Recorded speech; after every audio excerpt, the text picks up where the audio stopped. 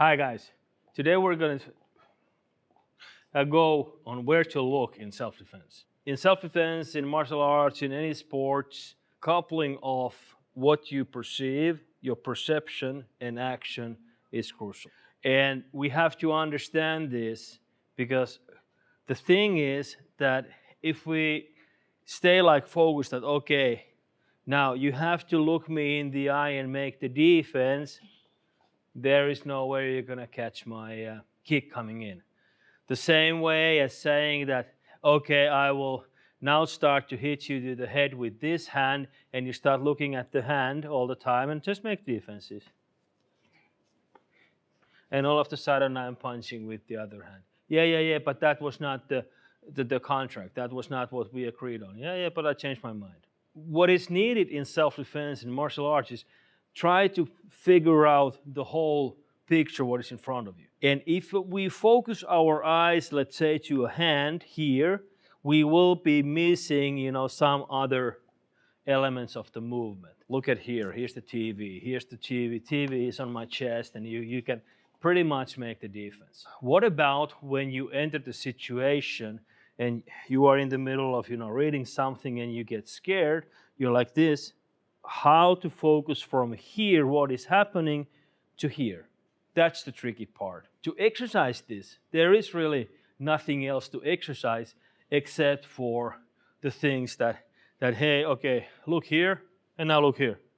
Or look here and then immediately focus your eyes to the person or the center. But then what about the situations where you have like two opponents? You have one here and you have one here. And now it becomes very, very important. First, use your peripheral vision here. You're not interested in so much of, okay, you may scan, what's in their hands. You may scan, what they have on. But after that, it's more like this.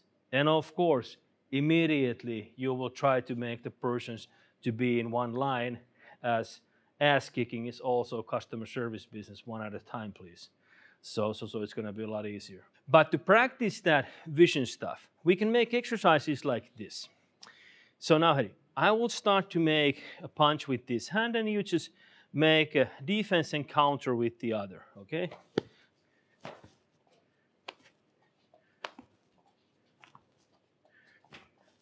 And all of a sudden, I may just be talking to you. I might change hand.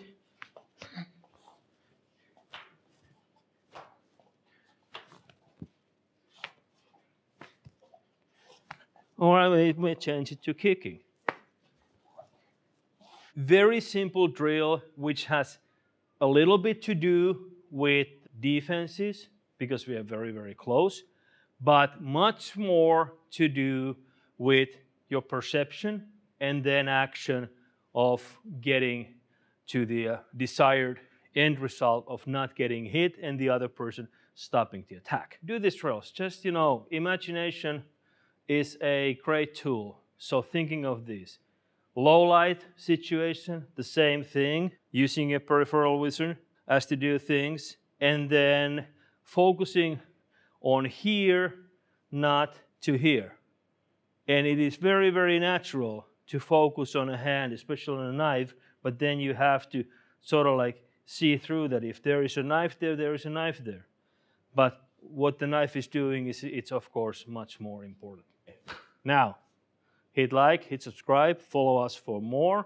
If you find this content useful for any practitioners or coaches in self-defense or martial arts or whatever sport, please do share it, because we want people to get a grasp of using CLA, constraint-led approach, in self-defense and martial arts training, because this will make the skill acquisition and learning so much faster than any traditional way of training.